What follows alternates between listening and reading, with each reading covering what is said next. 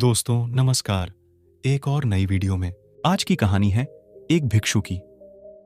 भिक्षु वह होता है जो सब कुछ त्याग देता है और एक चीज को अपना लक्ष्य बना लेता है। किसी व्यक्ति के भिक्षु बनने के पीछे एक बड़ी वजह होती है। कोई भी भिक्षु ऐसे ही नहीं बन जाता। उस व्यक्ति के भिक्षु बनने के पीछे भी एक बड़ी वजह थी। भिक्षु बनने से पहले उस व्यक्ति के मन ने उसे कई गलत काम करने पे मजबूर किया था। उसने कई पाप किए थे। वह व्यक्ति अपने मन के अनुसार चलने लगता है। उस व्यक्ति के मन ने उसे अपना गुलाम बना रखा था और वह अपने मन का दास था। जीवन में हर सुख और संपदा प्राप्त करने के बाद भी उस आदमी के दिल में बहुत दर्द था और यह मानसिक भय ही उसे एक भिक्षु बना देती है। भिक्षु बनने के बाद व्यक्ति सांसारिक पीड़ा से मुक्त हो जाता है। जंगल में रहने जाता है, अलग अलग प्रकार की ध्यान और अभ्यास करता है, भिक्षा से भिख मांग कर खाना खाता है और फिर अकेलापन और शांति से ध्यान करता है। लेकिन फिर भी उस व्यक्ति का मन शांत नहीं है।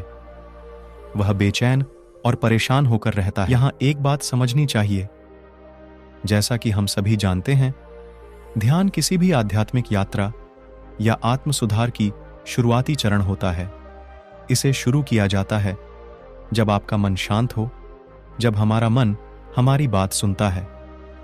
लेकिन उस भिक्षु का मन न तो शांत है और न ही उसकी बात सुन रहा है। उस भिक्षु के मन में एक बात बैठ गई थी कि मन को नियंत्रित करना असंभव है। लेकिन फिर एक दिन उस भिक्षु एक व्यक्ति से मिलता है जो न तो भिक्षु है और न ही एक बुद्धिमान व्यक्ति है। वह एक साधारण सा चरवाहा था जो भेड़ बकरियों को चराता था।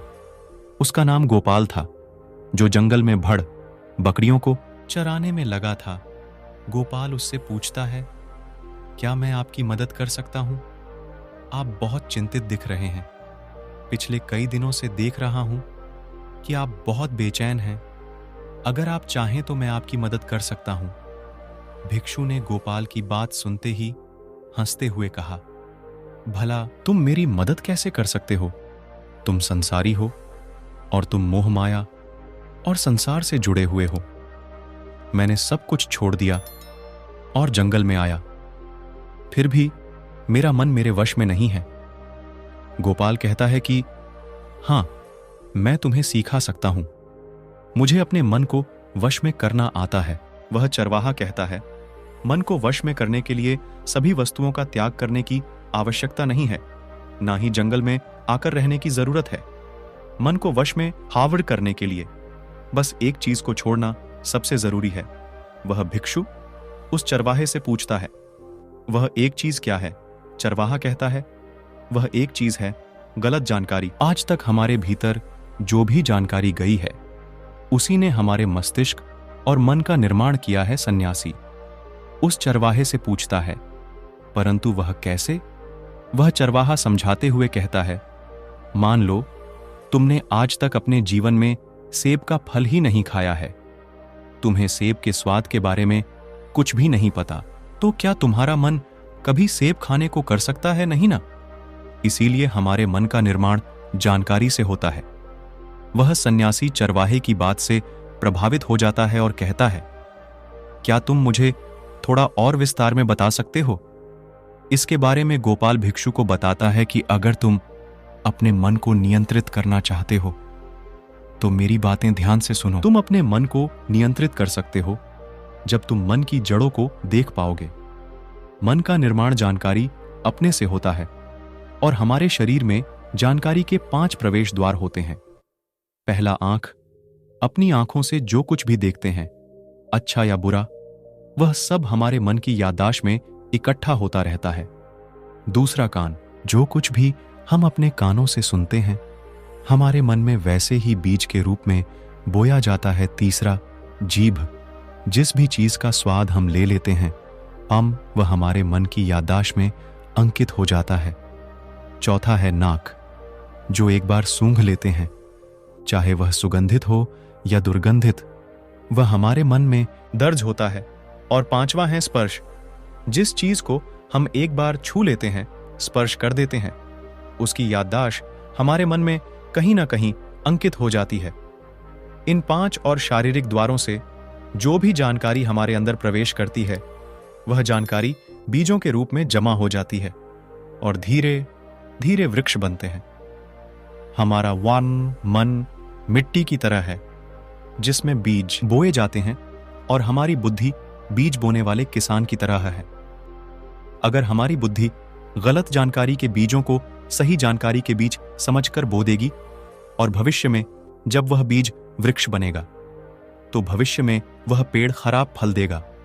हमारा मन एक उन्नति के काबिल किसी खेती की तरह है जिसमें हम जो भी बीज बोते हैं वह हमारे अंदर उग जाते हैं। जैसे कि एक किसान ध्यान से सही बीज चुनकर उगाता है ताकि उसकी फसल भरपूर और फलदार हो। हमें भी अपने मन को सच्चे और सकारात्मक विचारों से सजाने की जरूरत होती है। जैसे कि एक माली अपने उद्यान की देखभाल करता है, हमें भी अपने मन की देखभाल करनी चाहिए। सच्चे विचारों, अनुभवों और जानकारियों से इसे पोषित करके इस तरीके से हम अपने अंदर एक समृद्ध भावनाओं, समझदारी और विकास के वृक्षों को खूबसूरती से फूलने देते हैं। तुम्हारा मन तुम्हारे बस में इसीलिए नहीं है क्योंकि तुमने पहले से ही अपने मन में बहुत सारे गलत बीज बो रखी हैं और अब वह बीज बड़े वृक्ष बन चुके हैं। वह सन्यासी उस चरवाहे से पूछता है, अब मैं क्या करूं?